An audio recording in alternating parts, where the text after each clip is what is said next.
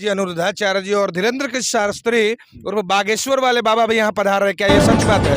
बागेश्वर धाम वाले बाबा का जैसे ही नाम आता है तो भक्तों के मन में एक विचार आता है कि बाबा का वहाँ पे दरबार लगेगा कि नहीं। शुभागमन बागेश्वर धाम वाले सरकार का किस तारीख को हो रहा है? उनकी हमारी तैयारी प्रतिदिन 1 लाख लोगों के भोजन की है। उसमें 20,000 आम जनता प्रतिदिन रात्रि में विश्राम करने का सामर्थ्य होगा उस कैंप का, जिस कैंप में 20,000 लोग प्रतिदिन विश्राम कर पाएंगे। 25 टन पुष्प आ रहा है।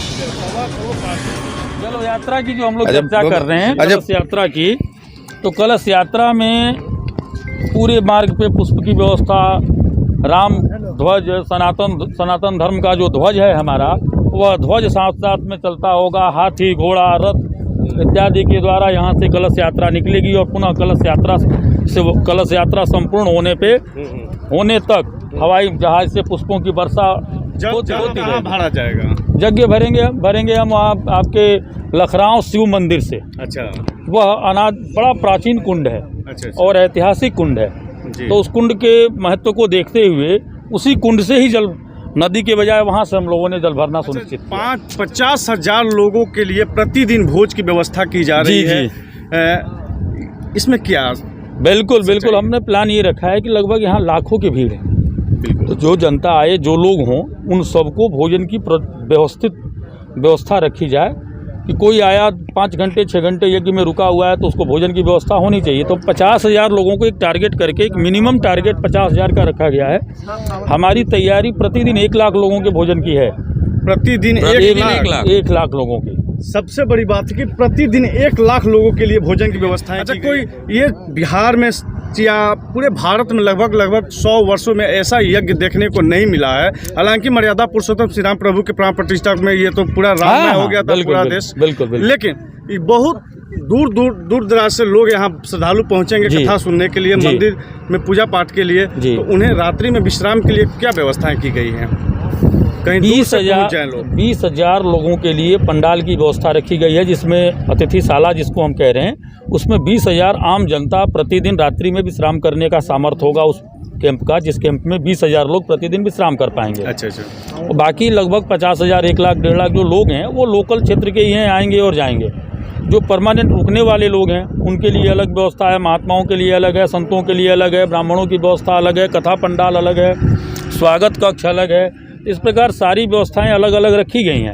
व्यवस्था में हम समझ रहे हैं कि अपने आप में एक अनूठा स्वरूप बन के आ रहा है। आपने देखा होगा कि चारों तरफ हर दिशा में अलग अलग 11 द्वार बनाए गए हैं, स्वागत कक्ष अलग अलग बनाए जा रहे हैं, हर क्षेत्र के व्यक्तियों का अलग अलग स्वागत कक्ष बन रहा है। प्राचीन श्री राम जानकी मंदिर है रामनगर, यहाँ क्या फूलों से सजाया जा रहा है पूरा मंदिर? कहाँ से फूल मंगाए जा रहे हैं और कितना मंगाया जा रहा है? देखिए, 25 टन पुष्प आ रहा है भगवान के श्रृंगार। 25 टन? जी 25 टन पुष्प की व्यवस्था की गई है, जिसमें हेलीकॉप्टर से पुष्प वर्षा और मंदिर के भगवान के श्रृंगार के लिए और पूरे मंदिर के श्रृंगार के लिए, जो दिल्ली से और कलकत्ता से, बनारस से, इन 3 जगहों से पुष्प आ रहे हैं। महाराज जी, मेरा कुछ सवाल रहेगा बिल्कुल। कि यहाँ पर सुनने में आ रहा है कि राम भद्राचार्य जी, राम अनुजाचार्य जी, अनुरुद्धाचार्य जी और धीरेन्द्र कृष्ण शास्त्री और बागेश्वर वाले बाबा भी यहाँ पधार रहे हैं, क्या ये सच बात है? हाँ, बिल्कुल सब लोग बतौर अतिथि आ रहे हैं। जो रामानुजाचार्य जी, श्री विद्या भास्कर जी महाराज हैं, जगत गुरु रामानुजाचार्य विद्या भास्कर जी महाराज हैं, उनके द्वारा राम कथा 9 दिवस तक लगातार उन्हीं के श्रीमुख से हम लोगों को श्रवण करने का सौभाग्य प्राप्त होगा। जी। और निम्बार्क संप्रदाय के जगत गुरु श्री श्याम शरण देवाचार्य जी, श्री जी महाराज के द्वारा श्रीमद् भागवत कथा का श्रवण करने का सौभाग्य हम सबको प्राप्त होगा। ये अपने आप में अनूठा है। 1.25 करोड़, हम इस बताना भूल गए, 1.25 करोड़ पार्थिव शिवलिंग पूजन भी है। अच्छा, यहाँ पर? हाँ, अतिरुद्र महायज्ञ के साथ साथ 1.25 करोड़ पार्थिव शिवलिंग पूजन है जी। ये भी अपने आप में एक अनूठा है। हम समझ रहे हैं बिहार में शायद पहली बार 1.25 करोड़ पार्थिव शिवलिंग पूजन हो रहा है। अच्छा महाराज जी, बागेश्वर धाम वाले बाबा का जैसे ही नाम आता है तो भक्तों के मन में एक विचार आता है कि बाबा का वहाँ पे दरबार लगेगा कि नहीं? दरबार नहीं लगेगा। पहले दिन से भी हमने कहा है, वह केवल अतिथि के तौर पे आ रहे हैं। अच्छा। वह संभव नहीं हो पाएगा इतने बड़े आयोजन में, इतने बड़ी विस्तृत बड़े आयोजन है, बड़े कार्यक्रम है, तो वो दरबार लगाना संभव नहीं था जी। और उनके आश्रम पे खुद भी एक बड़ा आयोजन हो रहा है। जी तो इसलिए ये संभव नहीं है कि वो यहाँ 2 दिन 4 दिन का समय दे के दरबार लगाएं। पहले दिन से जब वार्ता आई उनकी, जी तो यही कहा गया कि वो 1 दिन के लिए क्षणिक समय के लिए आएंगे, दर्शन देंगे जी जी। और महात्माओं के दर्शन करेंगे। जो आचार्य उस समय कथावाचक होंगे उनका सम्मान करेंगे और चले जाएंगे। अच्छा, तो उनका शुभागमन बागेश्वर धाम वाले सरकार का किस तारीख को हो रहा है? उनके द्वारा जो सूचना प्राप्त है उससे 21 तारीख का समय दिया है। 21 तारीख को। आखिरी सवाल रहेगा, सबसे सुंदर सवाल है, जितने भी व्यवसायी वर्ग है, क्योंकि आप जैसा बता रहे हैं कि 1 लाख लोगों का प्रतिदिन भोजन का व्यवस्था है, तो भीड़ भी काफी होगा।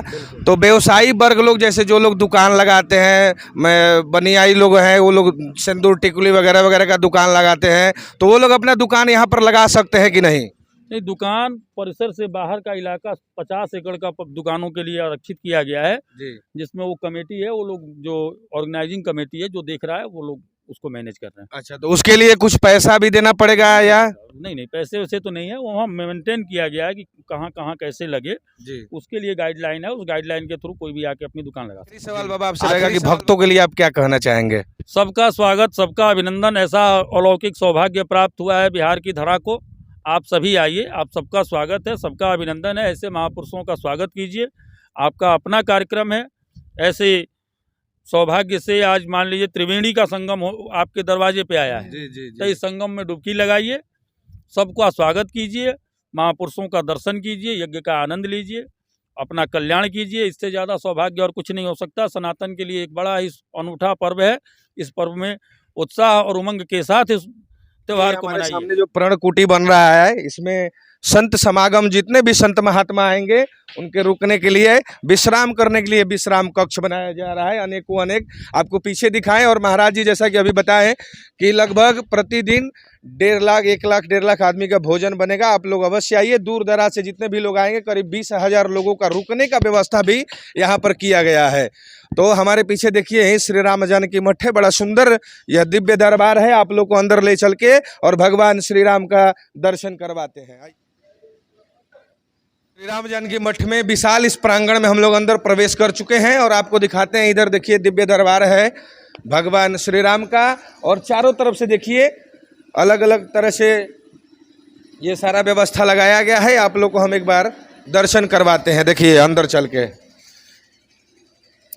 देखिए, यहाँ पर बड़ा सुंदर भगवान का प्रतिमा लगाया हुआ है। आप लोग दर्शन कीजिए और जय जय सिया राम बोलिए। वीडियो को शेयर करते रहिए। फिर ऐसा ही कुछ लेकर मिलेंगे। तब तक के लिए मेरा नमस्कार, प्रणाम।